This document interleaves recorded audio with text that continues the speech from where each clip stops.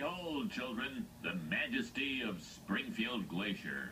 Crane your neck skyward to behold its icy glory.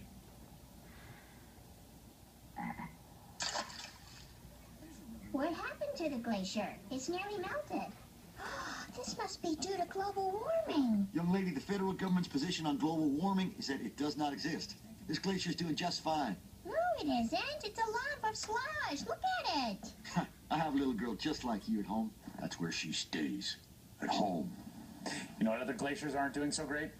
Well, actually, most of them. National Geographic announcing that their upcoming atlas is going to feature, quote, the biggest visible change other than the breakup of the USSR. And that change is a whole lot less Arctic ice, since much of the ice portrayed in their previous atlas is, well, no longer there. Thus, the revision. Okay, that's the bad news, although we do have some good news in regards to climate. You may remember prominent Republican former Treasury Secretary Hank Paulson. Maybe the guy behind the most unpopular bailout and, well, maybe not necessarily your go-to climate policy expert with a sort of terrible brand of a name, but I digress. Anyway, he's weighing in big time.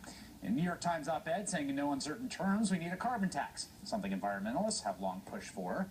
Well, it's also good news, Supreme Court today, which largely upheld the Environmental Protection Agency's ability to regulate greenhouse gases like carbon pollution.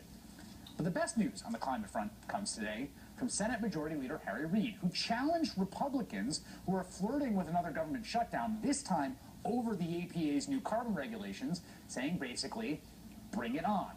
And while it may be perverse to root for a government shutdown, I can think of nothing more clarifying on the stakes of this issue than a full-out partisan brawl, which in fact has been sorely lacking on this for a long time. So, if a shutdown is what it takes, I too say, bring it on.